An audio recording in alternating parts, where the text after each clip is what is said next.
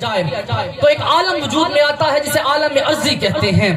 آسمان اللہ رب العزت کی تخلیق کی ہوئی ایک شے ہے، اگر سارے آسمانوں کو اکٹھا کیا جائے تو عالم سماوات بنتا ہے۔ اسی طرح مادہ، میٹر اللہ رب العزت کی تخلیق کی ہوئی ایک چیز ہے، اگر سارے مادوں کو اکٹھا کیا جائے، سارے مادیات کو اکٹھا کیا جائے تو عالم وجود میں آتا ہے جسے عالم مادیات کہتے ہیں۔ اسی طرح روح جس سے ہم زندہ ہیں، یہ بھی اللہ کی تخلیق کی ہوئی ایک چیز ہے، اگر تمام روحوں کو اکٹھا کیا جائے تو ایک عالم وجود میں آتا ہے جسے عالم ارواح کہتے ہیں۔ جسم اللہ رب العزت کی تخلیق کی ہوئی ایک شے ہے، اگر تمام جسموں کو اکٹھا کیا جائے ایک عالم وجود میں آتا ہے جسے عالم اجسام کہتے ہیں۔ اسی طرح پتھر، مٹی اللہ رب العزت کی تخلیق کی ہوئی چیزیں ہیں، اگر ان سب کو اکٹھا کیا جائے تو عالم جمادات بنتا ہے۔ پودا، درخت، پھول اللہ رب العزت کی تخلیق کی ہوئی ایک چیز ہے، اگر ساروں کو اکٹھا کیا جائے تو عالم نباتات بنتا ہے۔ اسی طرح حیوان اللہ رب العزت کی تخلیق کی ہوئی ایک چیز ہے، اگر سارے حیوانوں کو اکٹھا کیا جائے تو عالم حیوانات بنتا ہے۔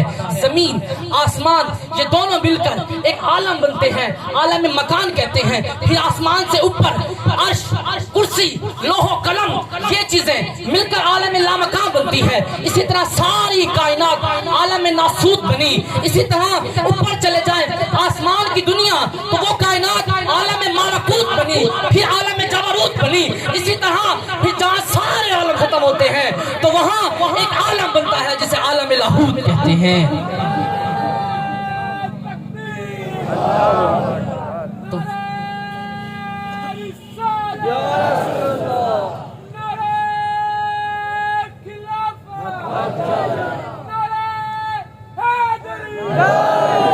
تو الغرض اللہ رب العزت نے جتنی چیزیں ہر جنس کی، ہر نوع کی، ہر اقسام کی پیدا کی، وہ سب الگ الگ جنس، الگ الگ نوع، الگ الگ اقسام ایک عالم بنتے ہیں۔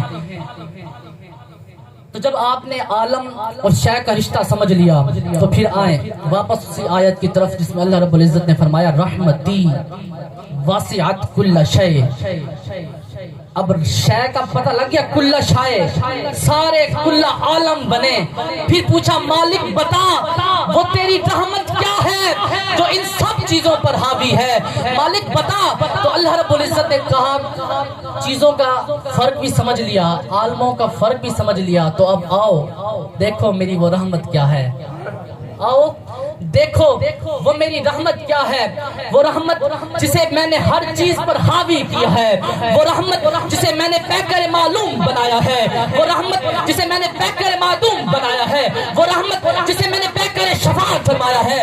وہ پیکر ایک رحمت ہے، اور وہ رحمت جسے میں نے رحمت بنایا ہے وہ رحمت للعالمین ہے۔ فرمایا قرآن مجید میں وما ارسلناک الا رحمت للعالمین، وہ رحمت اور کچھ نہیں، وہ صرف ذات محمد صلی اللہ علیہ وآلہ وسلم ہے۔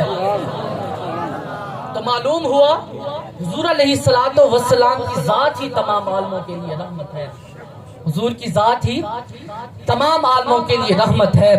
اور فرمایا محبوب رحمت للعالمین، محبوب آپ کا وجود ہی رحمت ہے، آپ کا وجود ہی رحمت ہے۔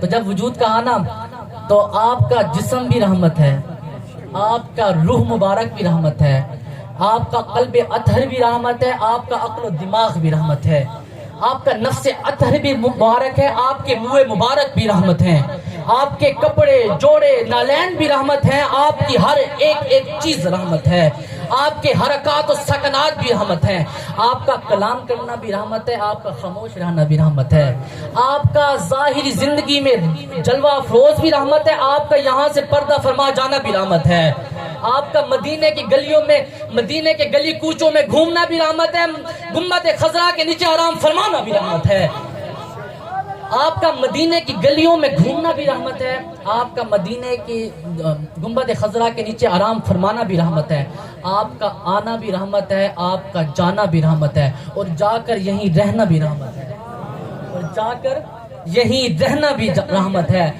اور آپ کا اس کائنات میں آنا بھی رحمت ہے، اور قیامت کے دن شفاعت کرنا بھی رحمت ہے، اور قبر میں ایمان والوں کو زیارت کرانا بھی رحمت ہے۔ قبر میں ایمان والوں کو زیارت کرانا بھی رحمت ہے۔ تو یہ بات یہاں سے سمجھ آئی کہ اللہ رب العزت نے جو رحمت بنائی ہے، جس کا ذکر کیا ہے کہ رحمتی، میری رحمت ہر چیز پر واضح ہے، وسیع ہے، وہ رحمت تاجدار کائنات حضور علیہ السلام کی ذات بابرکات ہے۔ اور اگر جب اللہ کسی چیز کے حکم دیتا ہے کہ کن فیکون، تو وہ اپنی رحمت کے ذریعے ذکر کرتا ہے کہ تم وہ شے بن جا۔ تو معلوم ہوا کہ ہر چیزوں سے بننے سے پہلے بھی حضور رحمت تھے۔ دعا ہے اللہ رب العزت سے کہ اللہ پاک حضور علیہ السلام کی اس رحمت کو ہم سب کو لپیٹنے کی کوشش، ہمیں لپیٹنے کی سعادت نصیب فرمائے، اور ہمارے اولادوں میں حضور کی اس عشق کو اجاگر کرے۔ اور آخر میں آپ تمام احباب سے التماس بھی ہے، اگر کچھ الفاظ آپ کے شایان شان نہ کہہ سکا ہوں تو اللہ رب العزت، حضور کی شان تو بہت وارا الورا ہے، تو اللہ پاک میری ان ٹوٹے پھوٹے کلمات کو اپنی بارگاہ عالیہ کے اندر قبول و منظور فرمائے۔ وآخر دعوانا ان الحمد للہ رب العالمین۔